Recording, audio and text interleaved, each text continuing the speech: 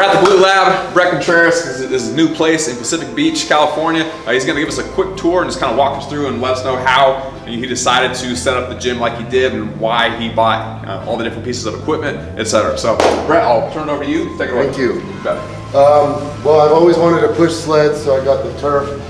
Now, I have never had turf before. In retrospect, I think I should have put the turf right down the middle because it splits the two sides.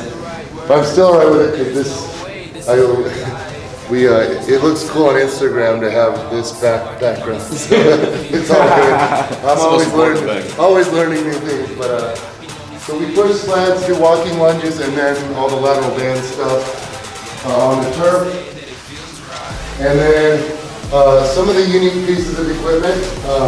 We've got 150-pound dumbbells, 203-pound kettlebell, 100-pound center mass bells. These center mass bells are unique. They just feel, you do like presses and things with them, they just feel different. And I don't feel like it, biomechanically I don't understand how it's that different because the system center mass is going to be pretty similar, but they just feel different. That 203-pound kettlebell is nice though, nice to have. I call it the cannonball. This here is the Scorcher. I made this in 2006. It was at my gym lifts in Scottsdale until 2008. And we used it on every single client. They start out with body weight when they could do 3 sets of 20. We had them do bands. And so they're laying on the back doing glute bridges. You crawl under this and then do band resistance. And we do single leg off of that, but it's a lot more range of motion. It's a lot, I feel it a lot more, all my clients feel a lot more than the standard hip thruster, but this would cost a lot more, so I never made it, but we have the only one here. You've seen reverse hypers, 45-degree hyper. This is a lever squat machine. This here is the hip thruster. The hip thruster is cool because you can do, it's so much more convenient doing barbell hip thrusts off the hip thruster than doing them off a bench at the gym because this is low.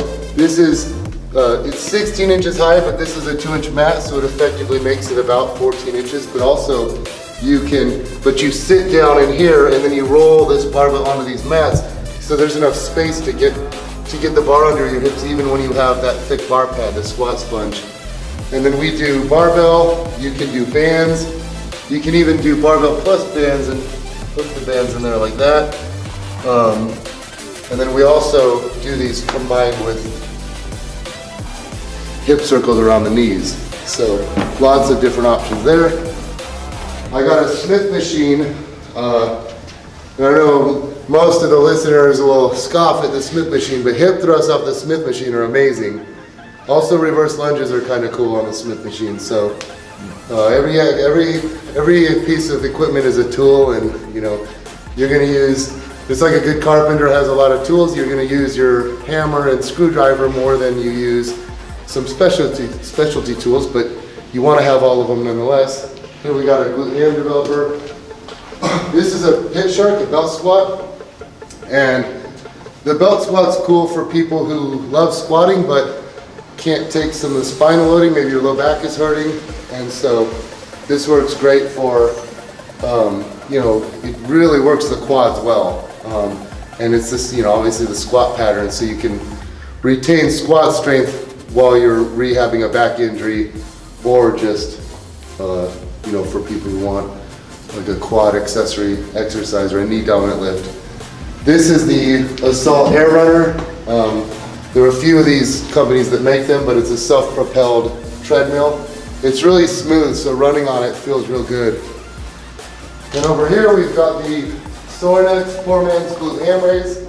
So we do Nordic ham curls off of this. I hate needing a partner to hold on to your legs while you do Nordics. So we do Nordics and we do band assisted Nordics. So when I prescribe these to clients, I'll just stand over them, wrap a band around their chest and wrap the band around me. And then that way they get some assistance at the bottom so they can do them slower and get a better hamstring contraction out of it. This here is my favorite leg press.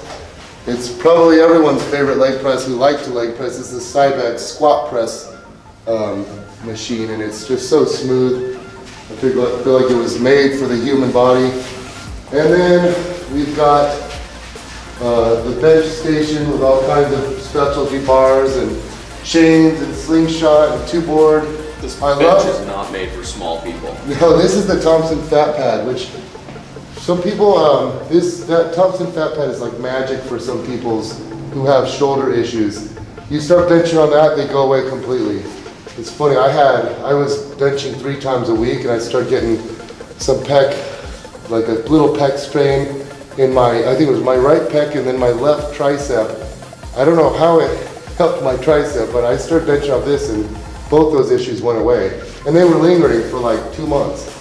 And then finally we've got the deadlift platform. It's always nice to have a deadlift platform for the band peg attachments because I like doing speed deadlifts.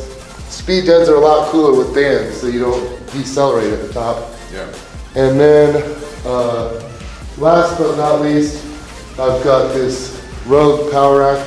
I actually turned the multi-chin grip upside down because it's so high up. I want females to be able to get up there. But I tried to get all the bells and whistles, so I got the jammer arms. This is a step-up attachment, so I can do step-ups from any height. I got the split squat attachment, so you can do Bulgarian split squats off of that. And anyway, this is my Glute Lab, and I'm excited to start training more people and helping more people. Yeah. So if you're in North County, San Diego, come check out the Glute Lab in Pacific Beach.